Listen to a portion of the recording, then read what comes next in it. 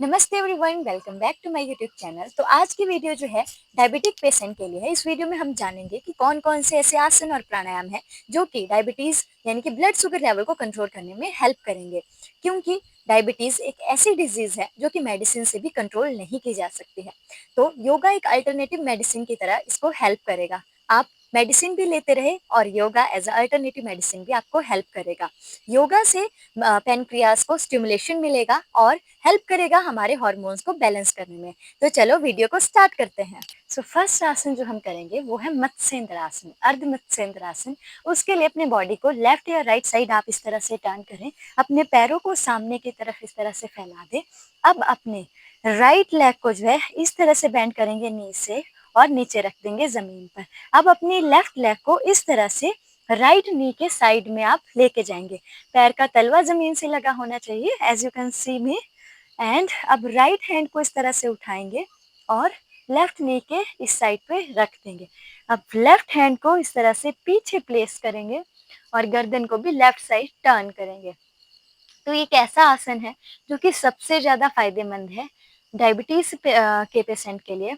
इससे जो है हमारे पैनक्रियाज को स्टिमुलेशन मिलता है। आप इसे दोनों तरफ से करें और ट्राई करें इस जगह पे होल्ड करने का। लंबा गहरा सांस लेना है एंड होल्ड जितना आप कर सकते हैं। इसे जो है रोज करें, दोनों साइड से करें, काफी ज्यादा फायदेमंद होने वाला है। ब्लड शुगर लेवल को कंट्रोल करने में हेल्प करेगा।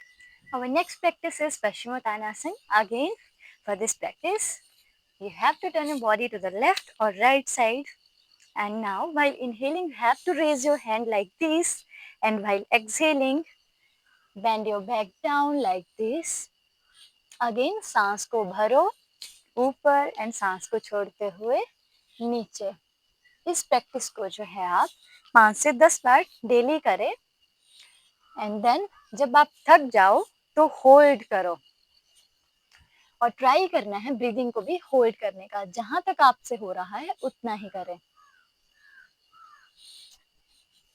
Inhale and exhale, hands down. आप किसी भी प्रैक्टिस को जो है ब्रीदिंग के साथ करते हैं तो उसके फायदे जो है ज़्यादा मिलते हैं आपको। अगर आप डायनामिक कोई भी प्रैक्टिस करते हैं इस तरह से तो उसके फायदे जो है कम होते हैं। और अगर होल्डिंग के साथ करते हैं और विद ब्रीदिंग अगर आप करते हो तो फायदे ज़्यादा मिलते हैं। चलो नेक्स्ट प्रैक्टिस की तरफ बढ़ते हैं। नेक्स्ट प्रैक्टिस के लिए इस तरह से कमर के बल पर आपको लेटना है। Now fold your legs from the knees इस तरह से और अपने जो है हैंड से अपनी एंकल्स को पकड़ेंगे। ठीक है, अगर आप जो है अपनी कमर को सपोर्ट देना चाहते हैं तो वो भी आप दे सकते हैं। अब इनहेल करते हुए आपको जो है अपनी बैक को जो है ऊपर उठाना है, शोल्डर जमीन पर ही रहेंगे। अगर आप अपनी बैक को सपोर्ट करना चाहते हैं तो इस तरह से अपने हैंड्स को प्लेस कर सकते हैं। एक्सहेल करते हुए नीचे आना है, सांस भरते हुए फिर से ऊपर जाएंगे और कमर को सपोर्ट देना है तो आप फिर से दे सकते हैं इस तरह से। इसे भी आप 5 से 6 बार जरूर करें और जब आप थक जाएं तो फाइनल एक बार होल्ड करें, सांस भरें, फिर रोकें जब तक आप रोक सकते हैं एंड देन एक्सहेल, सांस छोड़ते हुए नीचे। अब अपनी लेग्स को इस तरह से रखेंगे। थोड़ी देर अगर आराम करना चाहे तो आराम कर सकते हैं। नेक्स्ट प्रैक्टिस के लिए आपको इस तरह से पेट के बल लेटना है। Now hold your ankles with your hands. ठीक है, अब जो है क्या करना है, जब आपको सांस भरना है ना तो सांस भरते भरते ऊपर उठानी है अपनी गर्दन को, शोल्डर से भी ऊपर उठना है और अपने नीज से आगे वाले पार्ट को भी ऊपर उठाना है। देखो एक बार, इनहेल, एक्सहेल। जितना हो रहा है ना आप उतना ही करें। स्टार्टिंग में सांस भरें, सांस छोड़ें। इससे जो है पेनक्रियाज को स्टिमुलेशन मिलेगा। Again inhale, exhale. जब थक जाए तो एक बार फाइनल होल्ड करेंगे, सांस रोक के सांस भरेंगे। Now hold.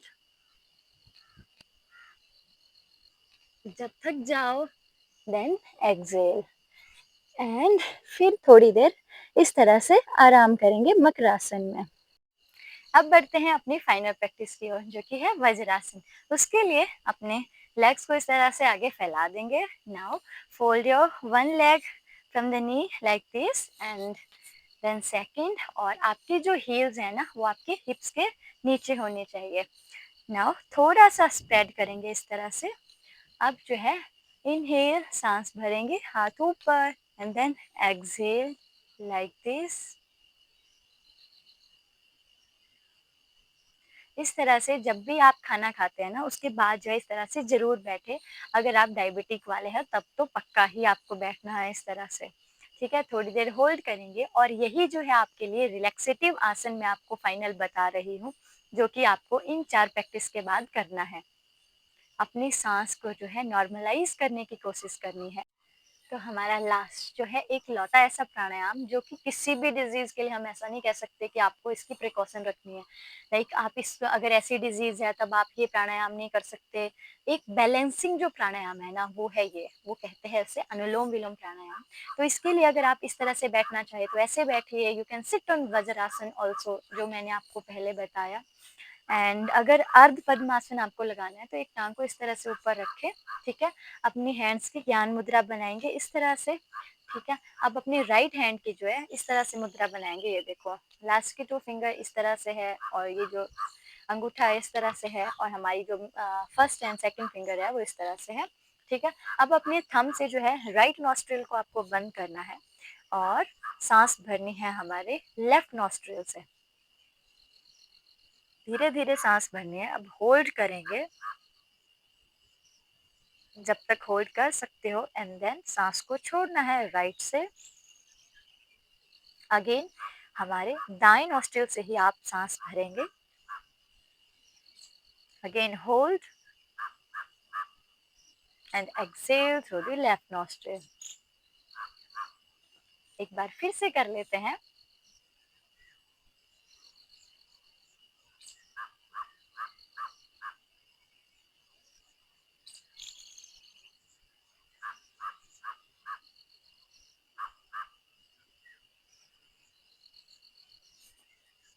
इसे जो है ना 5 मिनट तो करो। अगर डायबिटिक पेशेंट नहीं भी हो ना तो ये जो है सबके लिए बहुत ही फायदेमंद होने वाला है। स्ट्रेस को कम करता है। हमारे अगर प्रेग्नेंट लेडीज हैं उनके लिए भी बहुत ही फायदेमंद होने वाला है। ब्लड प्रेशर अगर बढ़ा हुआ है, ब्लड प्रेशर अगर कम है, उसके लिए भी फायदेमंद है। अगर ओबेसिटी है, लाइक थोड़े से मोटे हो, तो उनके लिए भी बहुत ही फायदेमंद होने वाला है। चलो जी, वीडियो को करेंगे यहीं पे एंड। अगर इसी तरह की वीडियो पसंद है तो मेरे चैनल को सब्सक्राइब जरूर करना, और अगर डायबिटीज वाले कोई पेशेंट है तो उनको इस वीडियो को शेयर जरूर करना। मिलते हैं नेक्स्ट वीडियो में अगली डिजीज के साथ। बाय।